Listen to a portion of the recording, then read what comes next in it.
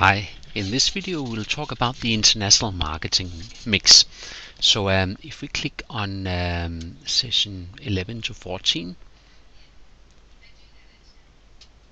we can have a look at what you need to sort of consider here.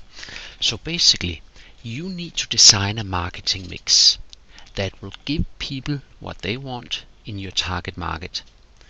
And what people will want will be greatly influenced by the external environment. So, when you design, for example, your distribution, you need to make your products accessible. You need to make it easy for people to get a hold of your product, the people that would want to buy your product. Let's say that you are thinking about exporting to China. Then you would have found under geography that China is a very big country, that there's 1.3 billion people. And if you are, say, an Australian winery, there's no way in which you can target all of these 1.3 billion people. So what that suggests for your distributional strategies is that you should probably engage in some segmentation. Who you should segment or what segments you should target will probably be influenced by what you found under economy. When you looked at gross domestic product per capita, you would probably have found that in China the gross domestic product per capita does not really sustain a lot of wine consumption among sort of all Chinese. Wine consumption is mainly found through sort of among higher income groups in China. So based on these two sort of like facts, that China is simply too big to target all of it, and that there is some people that has a lot more money than others in China, you could talk about that under your distributional strategies, and you could use these facts to make an argument for where in China you should distribute your products. When you design your promotion, there you really need to think very carefully about the culture of your target market. So again, if you are a winery and if you are planning to export to say China, then you need to think very carefully about what you found under culture when you analyze the Chinese culture. So for example, under Hofstede's cultural dimensions, you probably discovered that China is quite a collectivist country or culture. What that means is that people are very concerned about the groups to which they belong.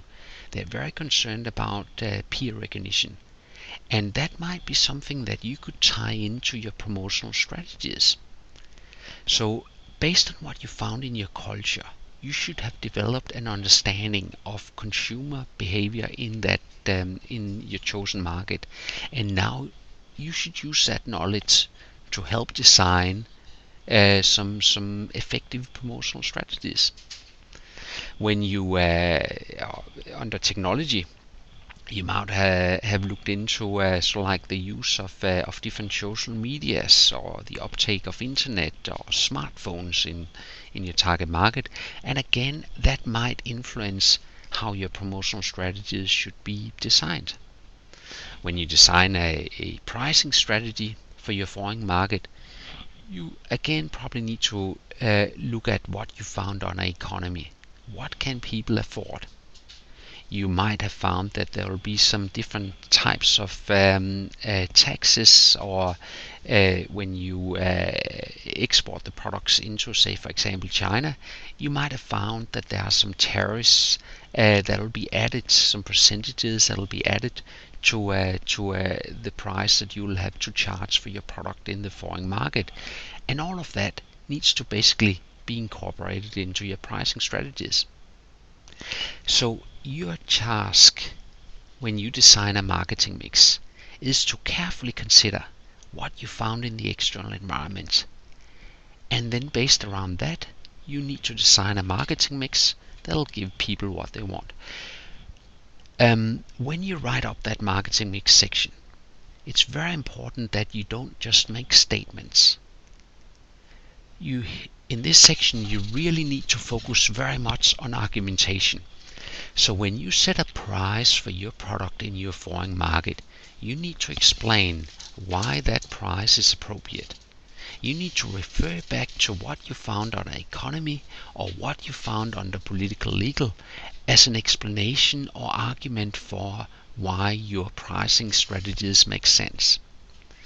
So that's really what the biggest difference between good and bad international marketing plans or good and bad assignments is the extent to which you can make an argument as opposed to just a statement.